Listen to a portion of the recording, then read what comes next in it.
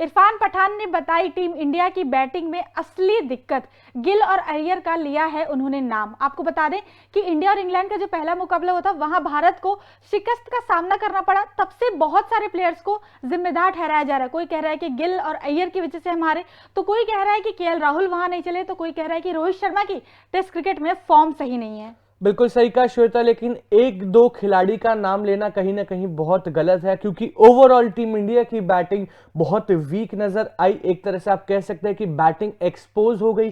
चलिए, ये तो इंडियन विकेट थी, लेकिन साउथ अफ्रीका में भी टीम इंडिया की बैटिंग बहुत वीक नजर आई थी। वहां पे संजय मांजरेकर ने कहा भी था कि इंडिया की ये बहुत वीक परफॉर्मेंस है when it comes to batting, और कोई भी कंसिस्टेंसी नहीं दिखा पा रहा है। लेकिन जब इंडिया आए, आपकी ही होम कंडीशंस हैं, आपकी ही विकेट है, लेकिन वहां पर भी 230 का टारगेट आप चेज नहीं कर पाए, जो कि मैं मानूंगा चेजेबल टारगेट था। इंग्लैंड आपके हाथ से जीत छीन कर ले गई, क्योंकि कमाल का इंग्लैंड ने कमबैक करा और पहला मैच जहां कहीं से भी एक्सपेक्टेड नहीं था कि इंग्लैंड जीतेगी, वहां पर इंग्लैंड ने बाजी मार ली और अब इस सीरीज में एक अच्छी शुरुआत और लीड ले ली है इंग्लैंड की टीम ने। और ऐसे में इरफान पठान ने बताई है कि आपके बैटिंग ऑर्डर में असली दिक्कत क्या है।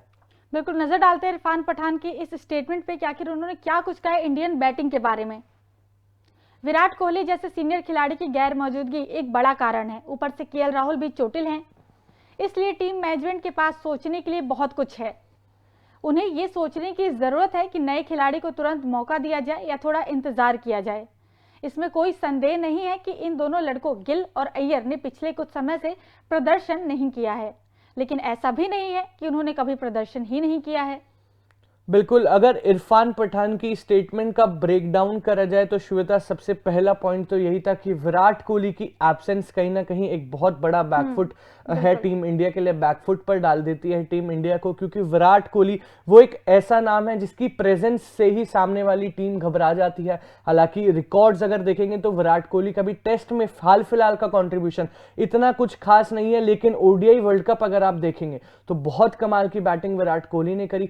साउथ अफ्रीका टेस्ट सीरीज में उनकी जो परफॉर्मेंस थी, वो जो इकलौती परफॉर्मेंस थी जब एक ही बल्लेबाज परफॉर्म कर रहा था, वो कोई भी नहीं भूल सकता। और ऐसे में विराट कोहली का एटीट्यूड और बैटिंग सबसे ज्यादा मिस कर रही है टीम इंडिया। उनकी प्रेजेंस बहुत इंपॉर्टेंट है और उनकी एब्सेंस कहीं ना कहीं अब पहले मैच की हार के बाद और भी ज्यादा खटक रही है टीम इंडिया को। वही इरफान पठान ने हाईलाइट भी करा। और अब आपको एक क्लैरिटी चाहिए कि क्या आप यंगस्टर्स को मौका देने वाले हैं। और वहां पे गिल और श्रेयस अय्यर, जिन पे सबसे ज्यादा सवाल खड़े हो रहे थे, क्योंकि हाल फिलहाल में उनकी परफॉर्मेंस कुछ खास नहीं आई है, रिकॉर्ड्स भी कुछ खास नहीं है, लेकिन फिर भी वहां पे इरफान पठान कर रहे हैं गिल और अय्यर दोनों को ही बैक, क्योंकि उन्होंने साफ सीधा कहा है कि उनकी हाल फिलहाल में परफॉर्मेंस नहीं आ रही। इसका मतलब ये नहीं है कि उन्होंने कभी भी परफॉर्म नहीं करा।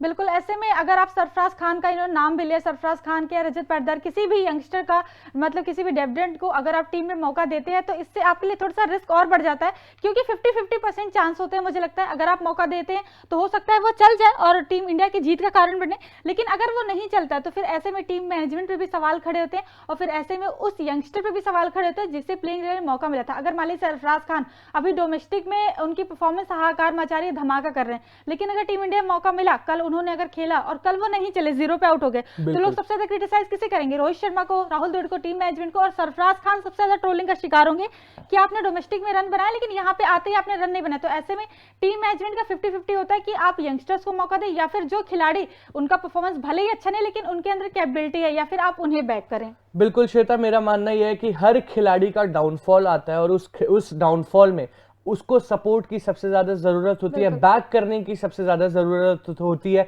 हमने तो बड़े बड़े खिलाड़ियों का भी डाउनफॉल देखा है, विराट कोहली का देखा है, रोहित शर्मा का भी डाउनफॉल इनफैक्ट हमने देखा है। हमने अफगानिस्तान सीरीज में भी देखा है कि रोहित शर्मा 2 बार 1 साल बाद वापसी कर रहे थे, लेकिन फिर भी 2 बार डक पर आउट हो गए थे, लेकिन फिर भी तीसरे मैच में खेले और कमाल की परफॉर्मेंस दिखाई।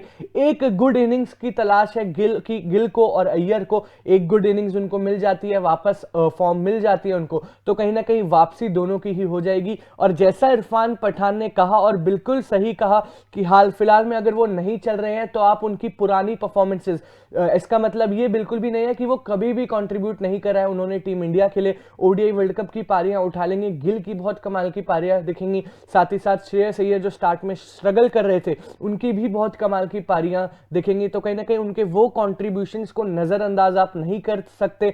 गिल और श्रेयस अय्यर दोनों को मिडिल ऑर्डर में आपने प्रायोरिटाइज करा है, एक्सपीरियंस भी उनके पास है, तो एक अच्छा match. And you never know कि क्या पता अगला ही वो मैच हो जहां पे गिल की भी वापसी हो जाए और अय्यर के बैट से भी बढ़िया रन आए। बाकी आप अपना ओपिनियन इस बारे में बता सकते हैं कमेंट सेक्शन में। तब तक के लिए देखते रहिए तूफान स्पोर्ट्स। Like share subscribe. तूफान स्पोर्ट्स।